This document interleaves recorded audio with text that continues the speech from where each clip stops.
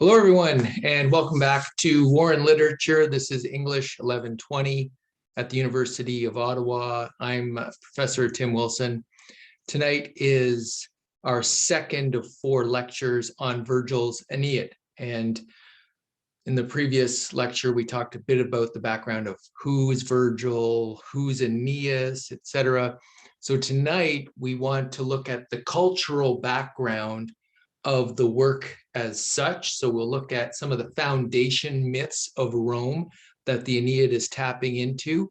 We'll also look at the historical background, so the rise and decline of the Roman Republic, and then the burgeoning emergence of this new imperial form of rule under Caesar Augustus.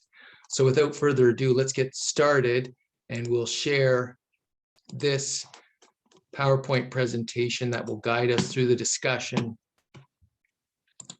So starting, as I said, with the cultural background, we'll talk first about the cultural influence of Greece. So Greece really had an incalculable influence on the Romans in particular, but on the entire Mediterranean region, via the Hellenistic age that we'll mention quickly here. So if we rewind a bit, and we talked a bit about Greek history when we talked about Homer, but in the Archaic age, Homer's epics were being set down in the 9th to 8th century BCE, and they were describing events, the legendary Trojan War that may have taken place around the 12th century BCE. Then in the classical Greek age, so that's the age of Athenian democracy, of the Peloponnesian War, of the great philosophers and the tragedians that we know. That's the 5th century BCE. Athens reaches its cultural and political zenith. And at that point, Rome was really just still a small kingdom in central Italy, and not yet the world power that it would later become. And the Hellenistic age commences with the 4th century BCE, when Greece was conquered by Alexander the Great of Macedon, and between the death of Alexander the Great, 323 BCE, to 31 BCE is often termed this Hellenistic age, and the end point, 31 BCE, marks the Battle of Actium, which we'll return to as an end point. The Battle of Actium, so it's one battle to kind of remember as a background to the Aeneid, as it's often referred to throughout the epic. So at this time, Rome was expanding and coming into contact with Greece throughout this Hellenistic period. So it was coming into contact with Greece through trade and through conflict with its colonies in Italy, which was referred to as Magna Graecia. So there are Greek colonies there in the Italian mainland, and Rome, as it expanded, is coming into conflict with these Greek colony cities. So what's interesting, almost uniquely, I would say, of the Roman approach to encountering Greece is to adopt this culture almost wholesale, rather than provide an original culture of its own. Rome reworks to a great degree and borrows Greek cultural influences, both its religious myths, its gods, and as we'll see, the gods that we saw in Homer's Iliad are the same gods and goddesses, but with Latin names. And it's this unique approach to the Greeks that we need to take a moment to understand. And part of what's going on in the Aeneid is really a reworking of Greek culture.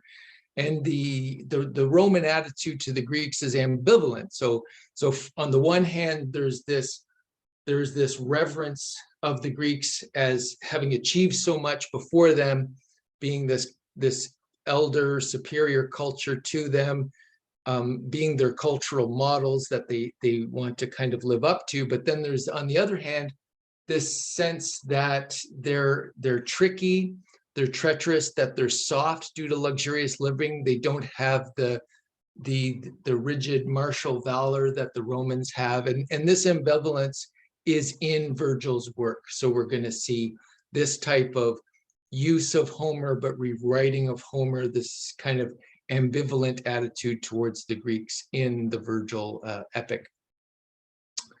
So I mentioned that one, let's say, cultural background that we need to keep in the forefront is the foundation myths, that the foundation of Rome myths that are the assumed by the audience in Virgil's time. So the first one is really the Trojan War and Aeneas's part in the Trojan War. So obviously we've looked at the Iliad already, so we won't go into that in too much detail, but we'll just remind ourselves of a few key facts from the Iliad, especially as it pertains to Aeneas's role in the Iliad, and then in later legend, his role in founding the Roman people. So the idea that Aeneas founded the Roman race has its origins in the Iliad, Book 20, so lines 290 to 352, where Poseidon prophesies that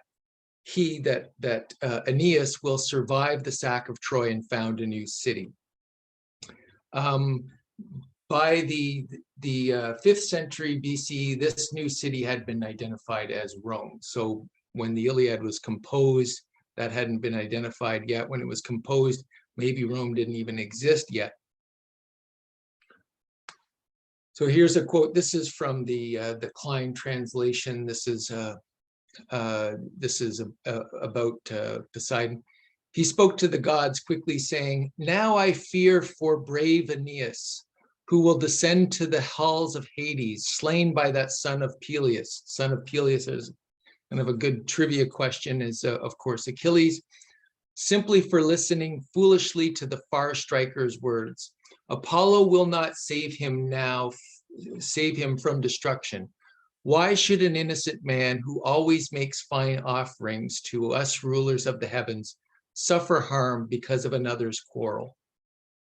Let us rescue him and avoid Zeus's anger were Achilles to kill him, for Aeneas is destined to live on. So that key point that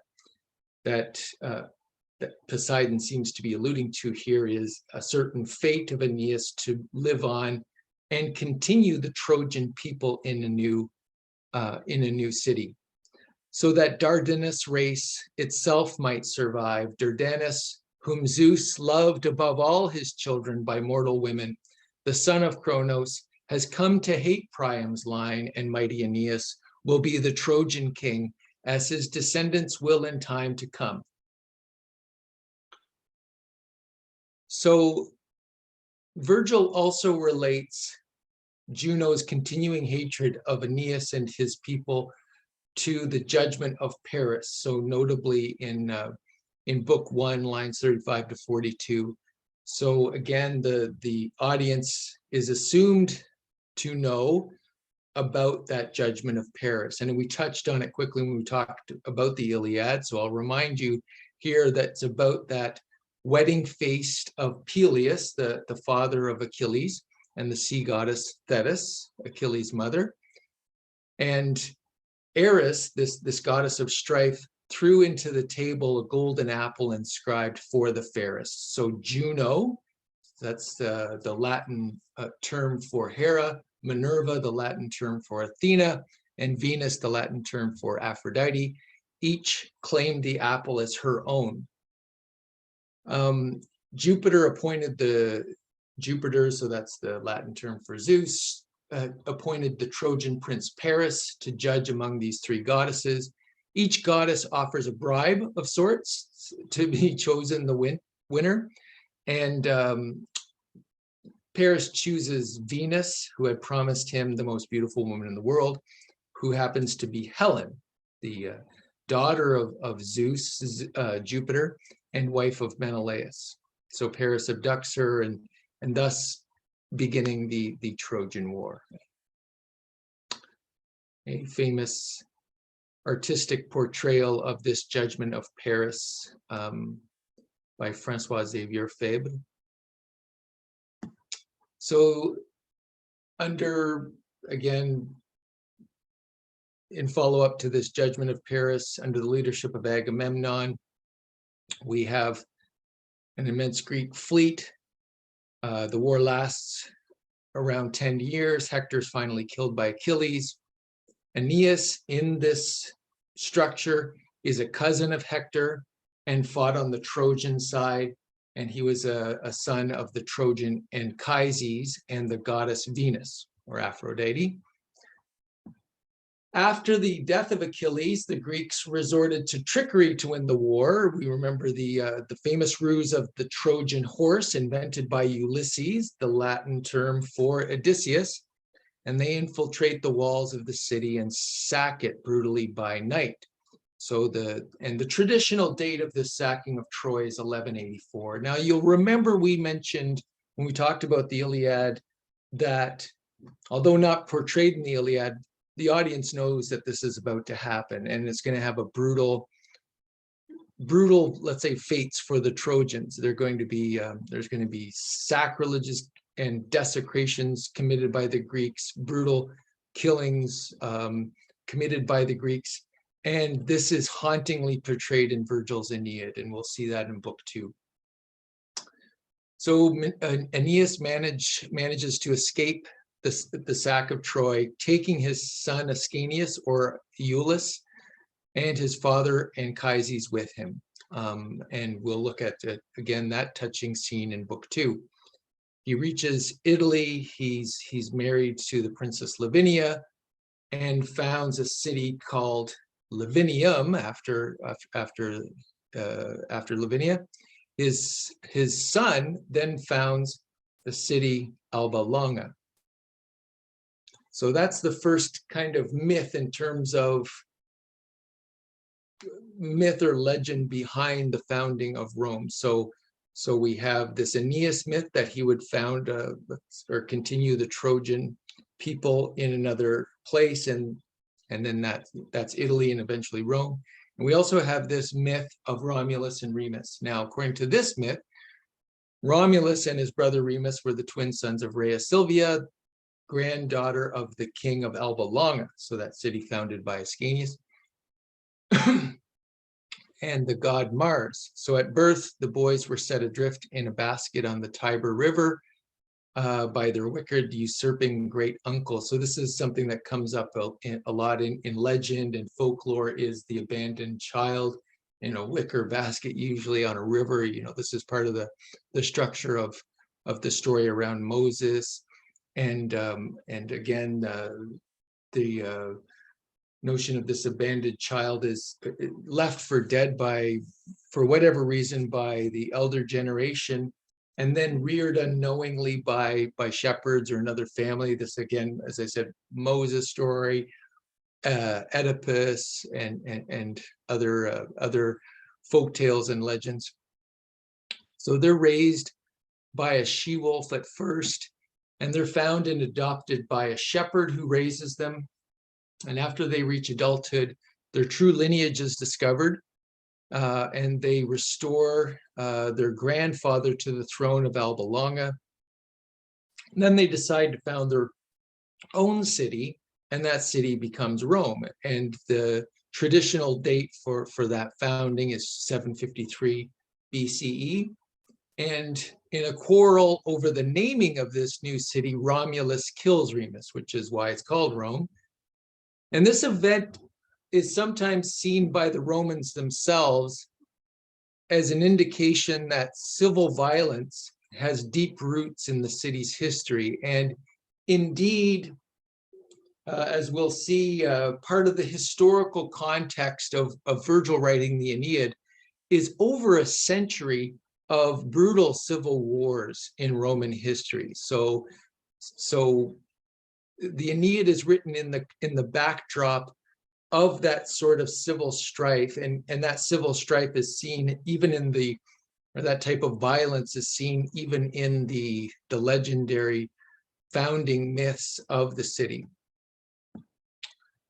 So after the founding of the city, Romulus offers asylum to anyone who wishes to join him there, but they need wives. So basically, these are all refuge to, let's say, to males who are outcasts or exiles from their cities, perhaps criminals, but they need wives. And the new Romans invited their neighbors, the Sabines, to a religious festival, and then they abducted all the young unmarried women. So another, let's say, deeply troubling aspect of the Romans' foundation myth, acts of rape, violence, and sacrilegious activity, just part of their very makeup, so to speak. So the Aeneid joins the two strands of Aeneas as founder and Romulus and Remus as founder by making Aeneas the founder of the Roman people, and Romulus and Remus the founder of Rome per se, and they're connected because Romulus and Remus become descendants indirectly of Aeneas. So let's turn to the historical context. That's a bit of the cultural context, the ideas they borrowed from the Greeks, the foundation myths that they had based on their own kind of Romulus Remus legend, and then this borrowing from Aeneas from the Iliad. So let's look at the historical context, starting with the rise and fall of the Roman Republic. So you can really see this three phases really of Roman history, largely speaking. So the first phase of Roman history is it's a monarchy. It's ruled by a series of 7 kings, foreign kings, Etruscan kings, and this ends, according to the legend there, that when Lucretia is raped by the Tarquin of the day, who was ruling at that time around 509 BCE. So from 509 BCE to 27 BCE, they have what could be called a republican form of government. So often in political thinking, another way of thinking would be a mixed form of government or a mixed regime with elements of power being held by each of the orders of society. And then following 27 BCE to the final collapse of Rome in 476, Rome is under imperial rule. So as I mentioned, the Roman Republic is often seen as the ideal of the mixed regime, of the Republic. The American founders, for instance, in the late 18th century, look back to the Romans to try to see in what way they could learn lessons from their republican form of government and think about what modern republicanism would mean. This is, of course, an ancient form of republicanism. And their form of government is seen starting with Polybius as Polybius is this author living from 200 to 118 before the Common Era. The beauty of their form of government was seen to be this mixed regime model that they had, that mixed the 3 primary forms of government, kind of the rule of the one, the monarchical form of government represented in their consulship, the rule of the few, an aristocratic form of government represented by their Senate, and the rule of the many, the democratic form represented in their tribunate, which was the function of that office. The tribune was to represent the people. So, but this just didn't happen just overnight. At 500 BCE, it evolved over time. One of the major series of events that contributed to this, let's say, balance of the various estates within the Roman Republic was this conflict of the orders. So it's a sequence of struggles between plebeians and aristocrats, where the plebeians gained more of a stake in governing the city. And it led to eventually the creation of this plebeian tribune I mentioned in the last slide, and their ability to eventually to run for consulship. So that's kind of the political background of the Republic that it forms the immediate backdrop of the Aeneid in terms of their foreign affairs and their expansion. That's really taking place over a couple of centuries, starting with their series of what are called Punic Wars. So from the beginning of Rome, they kind of gradually expanded their influence within the Italian peninsula. And as I mentioned, that eventually got them into contact with Greek colonies on the peninsula, but they also got them into contact as they expanded with a major power in the Mediterranean at that time, Carthage. So this series of Punic Wars takes place. The first Punic Wars you see there from 264 to 241. The Second Punic War, very famous for its legendary general Hannibal, who crossed the Alps with his army of elephants there and wreaked havoc on the Italian countryside for nearly 2 decades until he was finally defeated in 202 BC. And then the Third Punic War, and we'll come back to this Third Punic War. I think there's oblique references to the defeat of Carthage, the final defeat of Carthage in that Third Punic War. So Carthage as this persistent danger, so to speak, in the foundation, kind of in these early growing years of Rome, is something that the Aeneid really picks up on. So book 4, one of the most memorable books in the Aeneid, represents this love affair that Aeneas has with Dido, the queen of Carthage. So there's obviously an attraction there. There's sympathy that we have for Dido, but ultimately Aeneas realizes he has to follow his duty to go and found Rome, and he has to break it off with Dido. Dido and what she represents, so Carthage, and what Carthage represents is something that's going to need to be overcome for Rome to flourish. So Dido, near the end of book 4, is in despair upon learning that Aeneas will abandon her and utters a famous curse upon future generations of Romans. And let's turn to that now, if I can pull that up.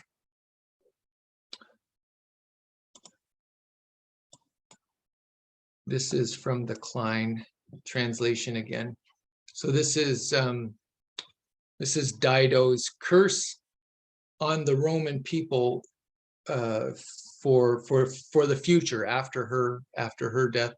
This I pray, these last words I pour out with my blood.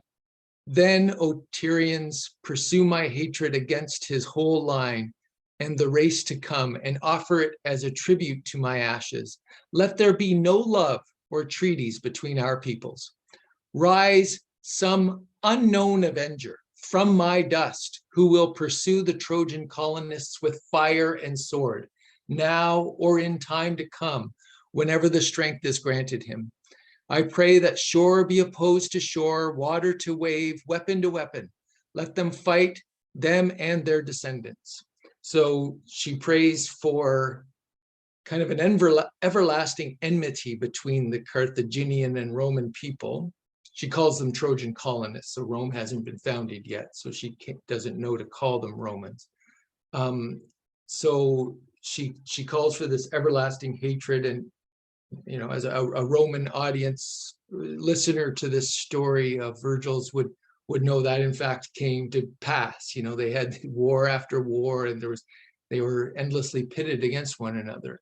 She calls for some unknown avenger, and no, not an avenger like Marvel Avenger. So I guess this is a kind of pre-Marvel Avenger. This is an allusion, is often seen as an allusion to Hannibal, as I mentioned, in the Second Punic War, who wreaked so much havoc on the Roman people. So if we'll return to our outline there.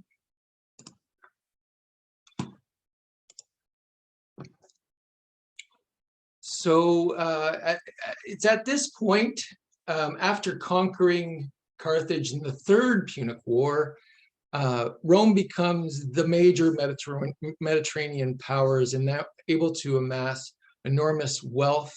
I'll just note, I forgot to mention that the same year they defeat Carthage in 146 BC, they're defeating Greece at the same time. So they're already at the point where they're able to fight two major wars at the same time. They've amassed already such military prowess, and because they become masters of the Mediterranean, they quickly after that, the levels of wealth and power grow exponentially from there.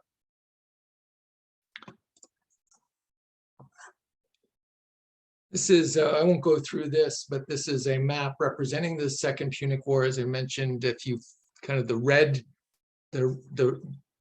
route is Hannibal's route through Spain, southern France, across the Alps with his army and with those famous elephants. He wins several major battles, including notably in 2016, I'll highlight this one. The Roman army absolutely crushed at Cannae, some 50,000 Romans destroyed, the bloodiest battle at that time and for centuries to come. And finally, Scipio Africanus invades Africa. Carthage is home here. This is Carthage, by the way, over here. And he defeats Hannibal at the Battle of Zama in 202 BCE. So Carthage here in northern Africa, and Rome here on the Italian peninsula, of course.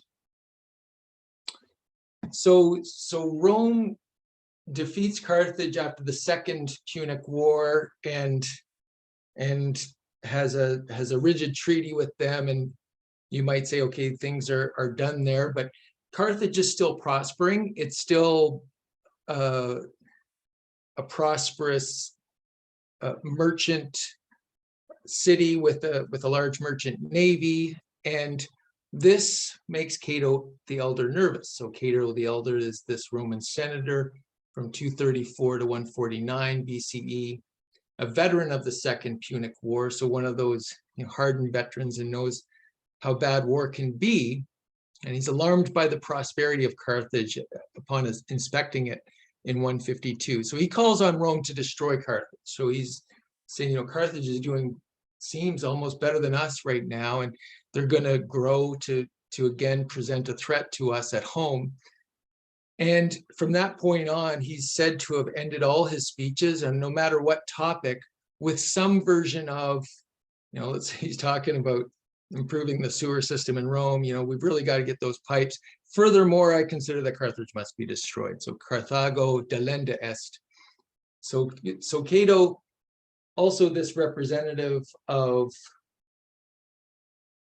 the old Republican virtues. Okay, he comes to stand for that in so many ways later on in Virgil's time, is distrustful also of the influence of the Greeks, and as an influence that will soften the Romans. So again, he wants to have that conservative republican martial values, and fears the influence of Greeks, let's say philosophic learning that would make people question these traditional ways, that would make them soft, but he also fears these kind of real foreign threats in terms of a peer competitor.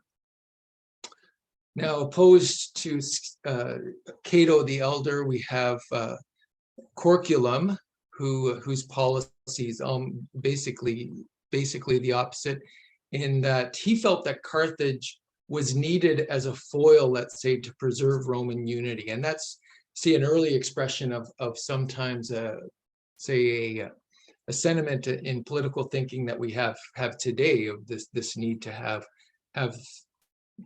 kind of a war that unites people at home. So already Corculum felt that was the case. We need to preserve them, have them as an enemy that will kind of rouse people to the Roman cause, to the united cause of them as a city, as a community. And he said, ended all his speeches with, Carthage must be saved rather than destroyed.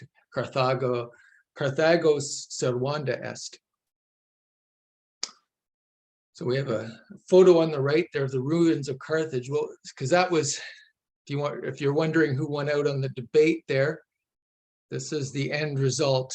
Carthage is absolutely destroyed. In 149 BCE, Rome decides to go to war after Carthage violated one of the terms of their treaty, and Scipio Aemilianus, the grandson of Scipio Africanus, who had defeated Hannibal, undertakes a siege of Carthage that lasts 3 years. And eventually they brutally raze Carthage to the ground. They have to go house to house at first and go in, rout it out, burn it to the ground. Well, not necessarily to the ground, but they're razing these houses first through fire, but then through after they defeated the city, orders were made to go through and absolutely destroy every brick, make sure there's not one brick laying on top of another, and according to legend, sow the ground with salt. It's now felt that they didn't literally sow the ground with salt, but they did absolutely raze this city to the ground. The city at the time probably had around 500,000 inhabitants, and then at the end there's 50,000 because of 3 years of siege. So many had perished, and they were sold into slavery. So absolutely brutal campaign. And one thing when you look in the history of warfare is nothing is more brutal than siege warfare. So right off the bat, our first, say, war and our literature of war was the Trojan War, a 10-year siege, absolutely brutal, depicting kind of the lives of the Trojans that we know will be sacrificed. Here in Roman history, we see just a little over 100 years before the Aeneid is written, this standing in the background of Roman greatness, having committed this sort of atrocity to the Carthaginian people and to Carthage as a city.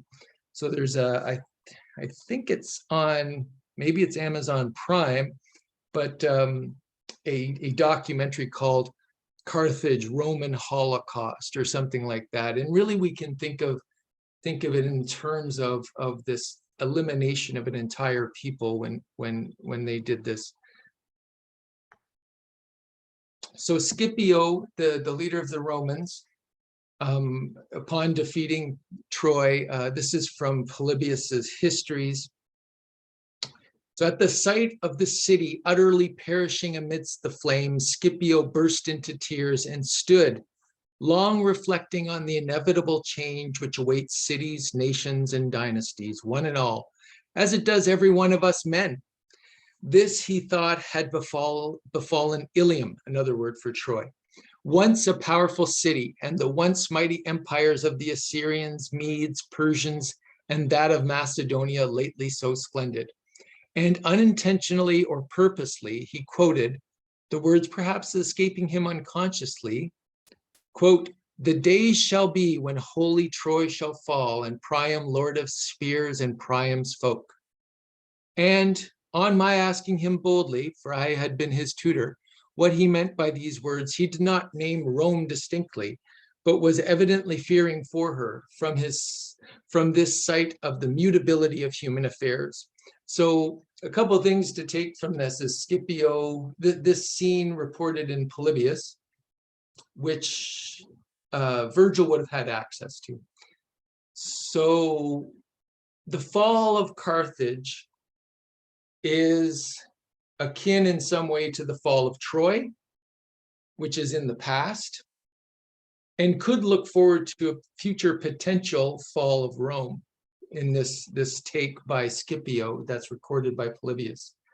So it's a reminder of the fleeting nature of all cities, of all life, of all human endeavors, but it's also a specific reference to the Troy that will be the background of the Aeneid, the fall of Troy, and the fact that they committed the same crimes, these Romans did, that the Greeks did against the Trojans when it comes to the Carthaginians, and they may suffer the same fate. Okay, so there's a lot going on there. So Virgil uses Carthage in complex ways, I want us to say, in the Aeneid. And I want us to keep Carthage in mind when we read the Aeneid. So in some ways, we're meant to sympathize with Dido and with the Carthaginians. So we're meant to sympathize with the fate of the Trojans after the city was destroyed by the Greeks. Book 2, very haunting. The Trojans and the treatment of the Trojans by the Greeks, absolutely haunting, and it will stick with you after reading book 2.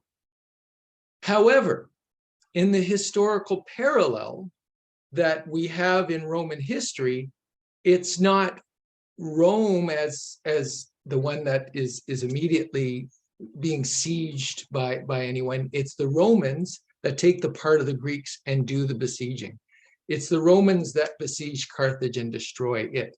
So if we are meant to sympathize with those who are besieged, Virgil invites us to have some sympathy for the Carthaginians.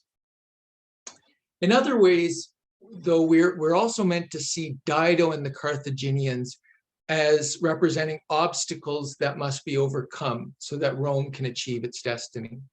So Virgil preserves the story of Carthage. You know, we wouldn't know about Dido. We wouldn't know about any of this if it wasn't for Virgil. So Virgil really is the preserver of Carthage in a way. We would have only those ruins, really. And so much of let's say later memory of Carthage is from Virgil. So Virgil preserves the story of Carthage, and thus, like curriculum, allows it to survive in a sense, in a way that helps unify Rome. So it's a reminder of an obstacle that we need to overcome if we're Romans in order to flourish. But he also underscores, like Cato the Elder, the fact that what it represents, it must be destroyed and overcome if we're to survive. And part of what it represents is passion, is in Latin furor, and that aspect of oneself that must be tamed if we are to meet our, let's say, our highest ideal, pietas, this dutiful adherence to one's duties to others, to the gods, to the families. So after the defeat of the Carthaginians in the Third Punic War, and as I mentioned, simultaneous defeat of the Greeks, the Romans are masters of a huge empire stretching from the west to the east of the Mediterranean. It means that the army has to go out on longer campaigns. Originally, the generals would be in charge of their legions for 1 year to do their campaign, be back in time for the soldiers to go back to the farms and harvest. If you're marching all the way to the Eastern Mediterranean. That's going to take a few months on its own. The campaigns become longer and longer, and the generals leading these legions, their commands are extended, which means that the soldiers' loyalty shifts from the political community to that leader. So that general is going to promise that group that, don't worry, stick with me, I'm going to get you all recompensed with land, what have you, generally land. It also meant as I mentioned, the immense wealth pouring into Rome because they had become the hegemonic power of the Mediterranean at this time. This profitable silver mines in Spain that they now controlled. So this exacerbates wealth inequality. Before, Italy was covered by these small farms and a few estate farms, but increasingly after this period, farmlands owned by a few extremely wealthy patricians, and it enables demagogues to arise, so they can, let's say, buy off the very poor masses with what eventually would become bread and circuses, so to speak. So the point there I want to raise is, well, there's a couple points. First of all, that as per the header of this slide, this contributes what you could say is a decline of the Republican spirit. So the spirit of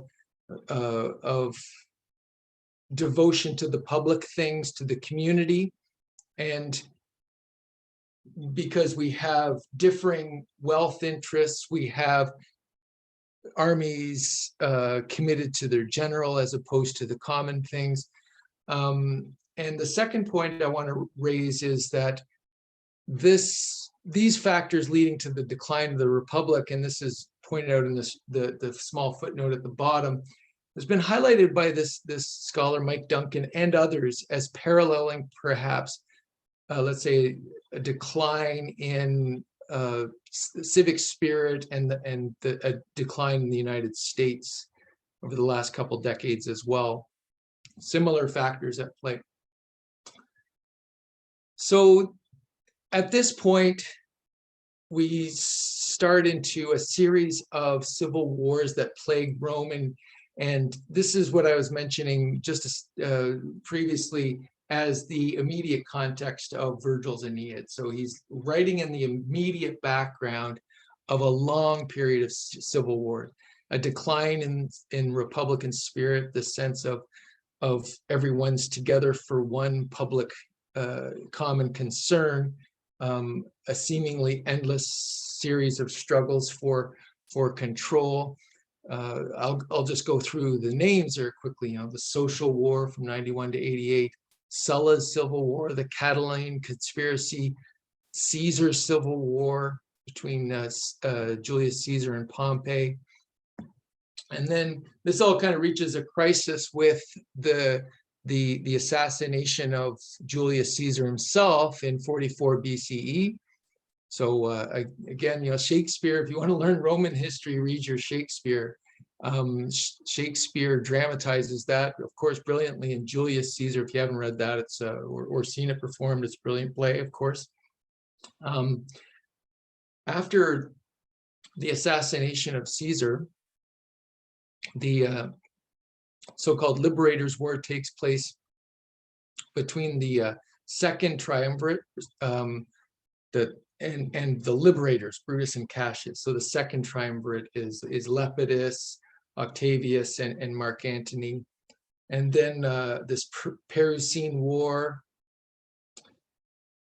And then there's Antony's Civil War. So this is Octavian after Lepidus, that second triumvirate, Lepidus, Mark Antony, and Octavius.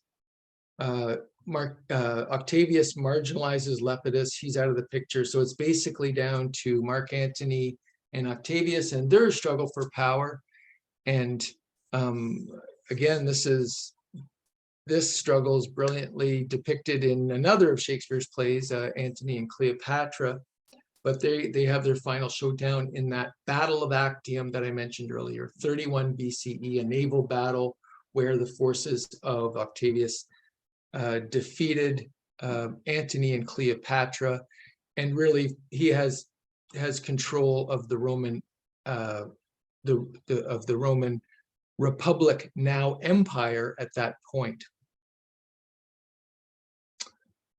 So a couple of points on the civil wars. So note the parallels between Aeneas's affair with Dido, an African queen, and Mark Antony's affair with Cleopatra. So Mark Antony's devotion to Cleopatra was seen to be a succumbing to personal passion, and he's ignoring his public duty. And this is the key decision that Aeneas is presented with in book 4. He's reminded by Mercury that he's got a duty, and he makes a choice to follow his duty, not his personal passion. So Aeneas, on the other hand, eventually denies his personal passion in the name of his destiny, founding the Roman people. So there's really that in the background, even though the story we're talking about, Aeneas, the Aeneas story takes place obviously in historical time before Mark Antony and Cleopatra, but Virgil is writing after them, and the audience is listening to this story with these parallels in mind. So with the victory at Actium, Octavian becomes the de facto sole ruler of Rome and remains so until his death in 14 of the Common Era. He's awarded the title Augustus, the revered one, as well as extensive powers.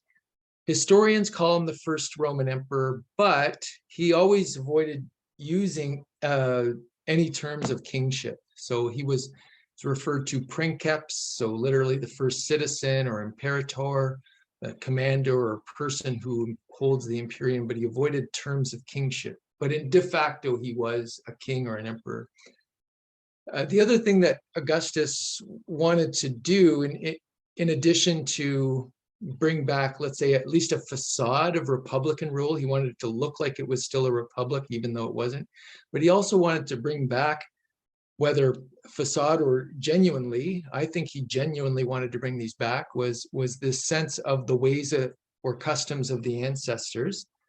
And what does that mean? So the ways of the ancestors had both a religious and a social aspect. It was constituted by several guiding virtues. So fides, trustworthiness, reliability; pietas, we've talked about that in relation to Aeneas, performing one's duties; religio and cultus, so it's tied to the verb for to bind. So religio is a binding of mortals and gods together via a religious practice, the cultus. Disciplina, the discipline, the religious character of Roman societies valued education, training, discipline, self-control. Gravitas and constantia. So gravitas was this dignified self-control, and constantia was perseverance.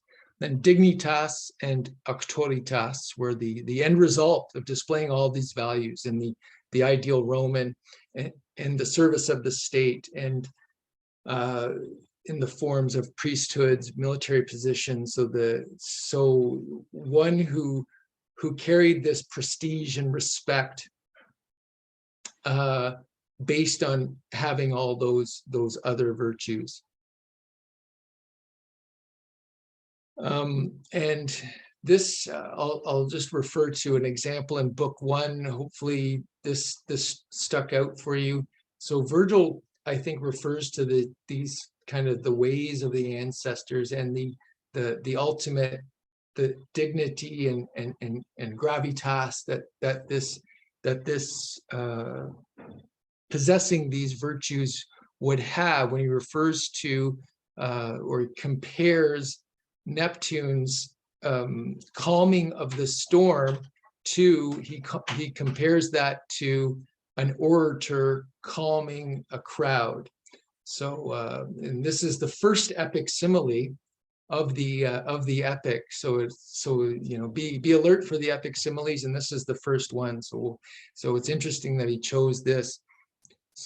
Neptune's action, as I said, is compared to an orator calming an unruly mob. And he says, just as all too often some huge crowd is seized by a vast uprising, the rabble runs amok. All slaves to passion, rocks, firebrands flying. Rage finds them arms. But then, if they chance to see a man among them, one whose devotion and public service lend him weight, they stand there stock still with their eyes alert as he rules their furor with his words and calms their passion. So I highlighted rules their furor. So there's a lot going on in that epic simile. And you know, I mentioned there's this theme going throughout the Aeneid about this kind of juxtaposition of pietas and furor. So duty and these virtues that will lead one to adhere to what one must do, what one should do, versus the passions and madness. So furor is passions in the sense of one's desires that can lead one astray, but also madness.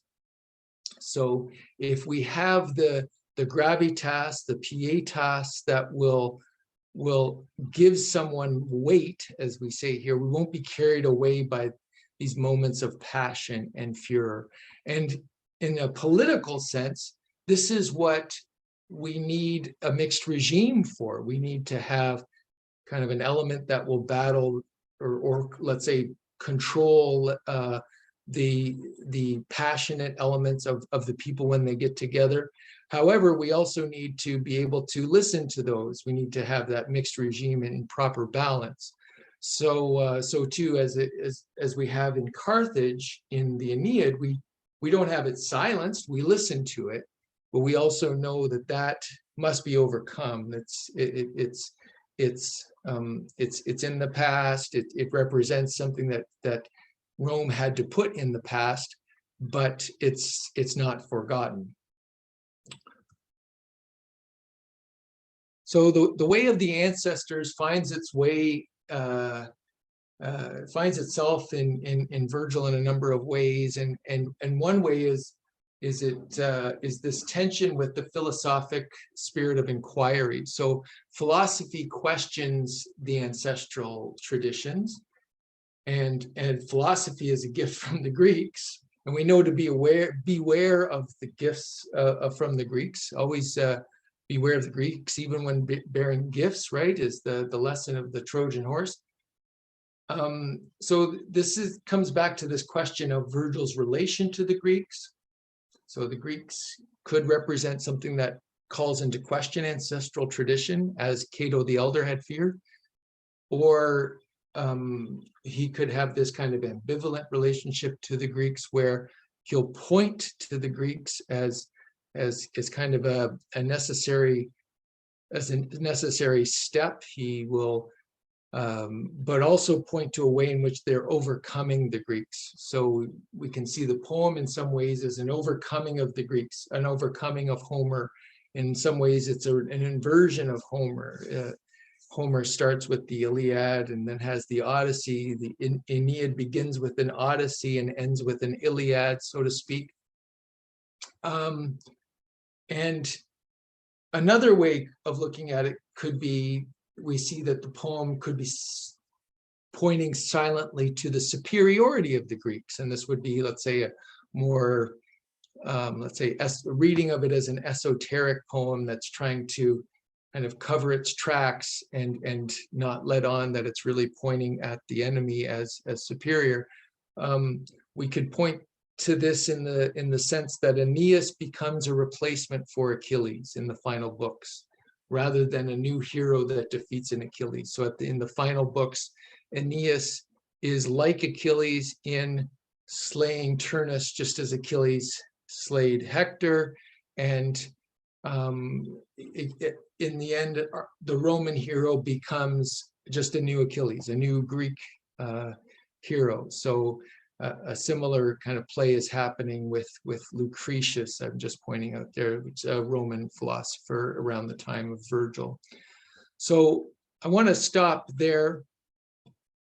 So today we looked at the cultural background and the historical background of the epic. Tomorrow we're going, well, the next lecture, we're going to look at books 1 and 2 of the epic. Thank you very much.